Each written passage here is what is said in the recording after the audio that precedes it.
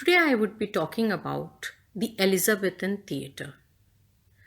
Theatre, as the name suggests, is a place where a play is performed. Just as the plays could be of different varieties, in the same way, theatres could be of different variety. But whenever a word theatre is spoken, we immediately have a vision or a picture of a stage where the play is being performed. But it was not like this in the earlier times. Even the theatre has evolved with the passage of time. The physical space of the theatre has evolved with the passage of time. Earlier, what we call theatre in during the Elizabethan theatre, during the Elizabethan time, or what is Elizabethan theatre if we speak of, or how exactly the Elizabethan theatre came into existence, we have to know how things started up in England. Yes, there was a craze for dramas. There were various dramatists, and there were many royal personalities who were patronizing dramas. Queen Elizabeth patronized dramas, James I patronized dramas, and there were many dramatists who were flourishing under their patronages. But at the initial stage, the stage or was church. In the church itself, the plays were staged or performed. So we can say that the initial or the stage of Elizabethan theatre was church itself. Later on, these churches were felt to be small, and the audience shifted themselves to churchyards. And later on, even some graveyards were disturbed in order to extend the sizes of the churchyards, because the plays were very popular and there were lot many audiences. And the later shift was again to the greenery or the parks where these plays were performed. In open spaces these plays were performed, or sometimes they were performed in a yard or in some inn. So this is how the stage kept on evolving as per the demand of the audience. In 1576, three theatres, what we call, a formal theatre or erection of a formal theatre, three theatres came into existence in London. And there were lot many plays performed in these theatres. And these three theatres were like any ordinary theatres, the town theatres of our time. We can say that our various epics are performed at a very small town level, or at in a very small area, or with a very little audience in today's time. That could be the exact replica of the theater of that time. And these theaters were constructed.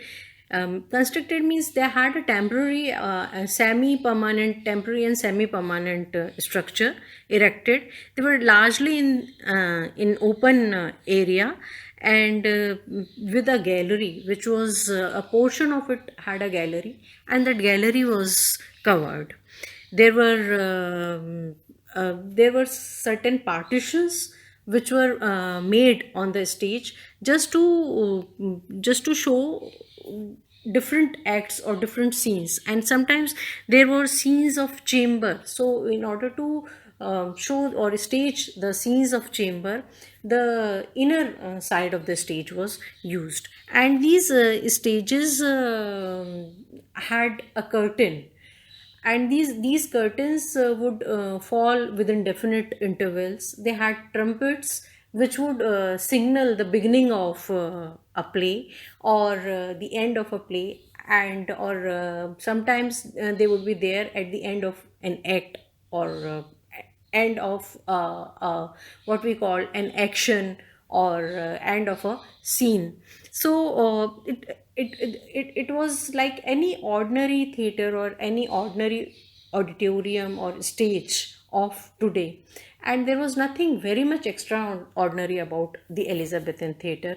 In fact, when if we talk of the theater in general, we would find the writings surpassed, or the level of the writers or the level of dramatists surpassed the performances. Whatever was written was much more subtle than whatever was shown to the public, because the performances carried many limitations of the time or the infrastructure available at that time.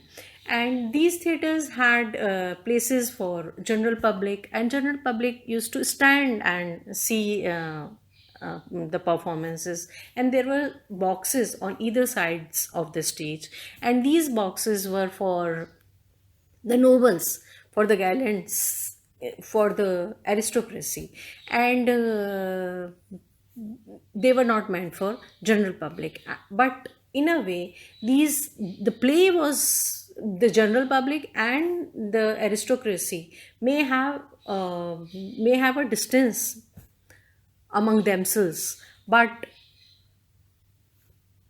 the play was such a thing which was seen by both of them, and the play had scenes which would appease the common gentry, and play had such scenes which would appease the aristocratic classes. So the play was one such thing which was viewed by both type of people, the elites of the society and the masses of the society. And the dramatist used to keep in mind that there were scenes which could make or which could amuse the commoners happy, and there could be scenes which could elate the elites of the time.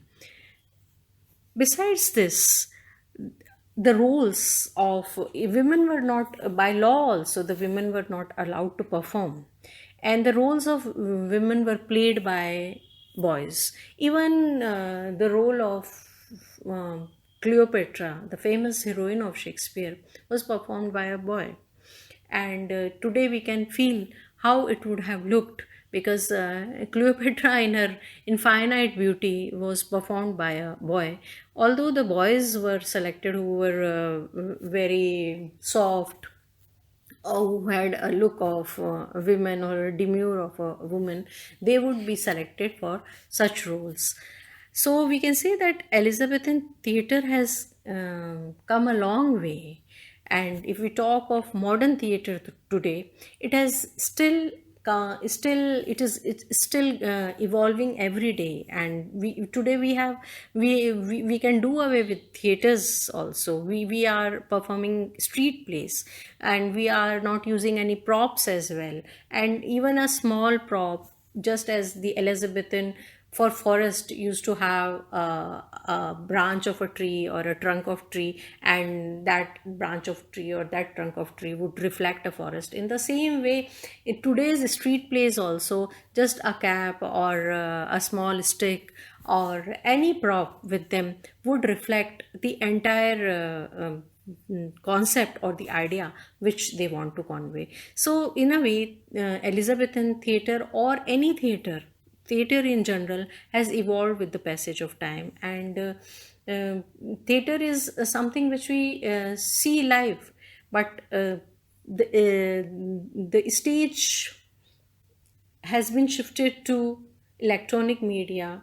And even we can see many soap dramas or many television shows which are being performed, and then that the television itself becomes the stage for these dramas. But when we talk of theater, we have this in mind, that we saw something being performed live, something being performed in front of our eyes, and something is enacted in front of our eyes. There are characters, there is a story, there is a plot, and